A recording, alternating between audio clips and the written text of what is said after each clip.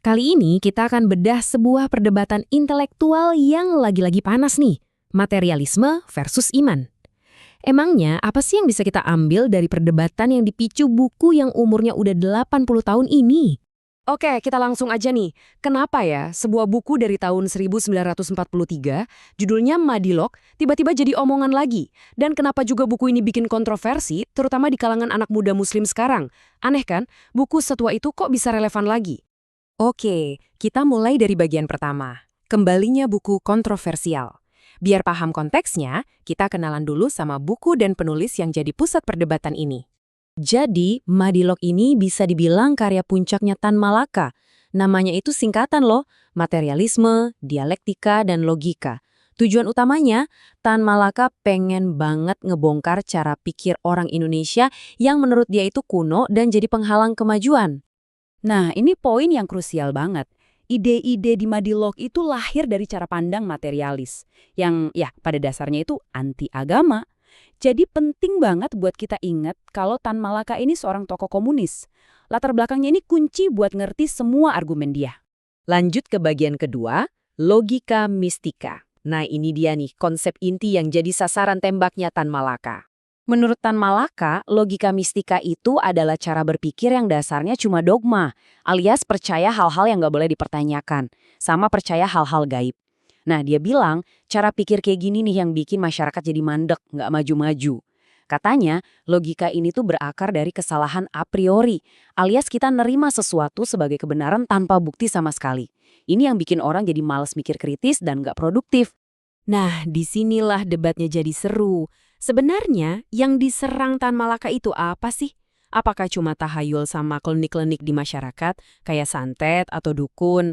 Atau sasarannya jauh lebih gede dari itu, yaitu agama secara institusi? Kalau kita pakai definisi ini, argumennya jadi luas banget. Coba deh pikirin, konsep kayak wahyu Tuhan, surga, neraka, kan semua itu nggak bisa diuji pakai alat di laboratorium kan? Nah, menurut kacamata Madilog, itu semua masuk kategori logika mistika. Jadi, ya sasaran utamanya jelas agama. Oke, kita masuk bagian 3, pandangan dari sisi Islam. Terus gimana Islam ngejawab kritikan pedas ini? Nah, dari sudut pandang Islam yang dijelaskan di sumber ini, jawabannya beda banget. Inti keyakinan dalam Islam yang disebut akidah itu bukan soal iman buta. Justru sebaliknya, akidah itu menuntut kepastian yang mutlak, yang disebut tasdikul jazm. Dan kepastian ini harus dibangun di atas bukti, bukan asal percaya aja. Gimana cara dapat kepastian itu? Lewat 2 jenis bukti. Yang pertama, dalil akli atau bukti rasional.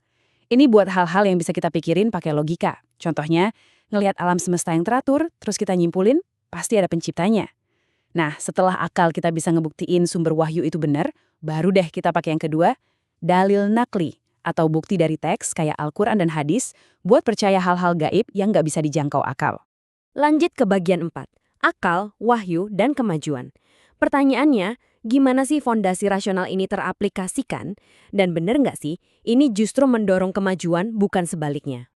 Jadi gini, menurut sumber ini, cara Islam memvalidasi pengetahuan itu ketat banget. Sebelum menerima sebuah informasi dari teks suci, ada 2 lapis verifikasi.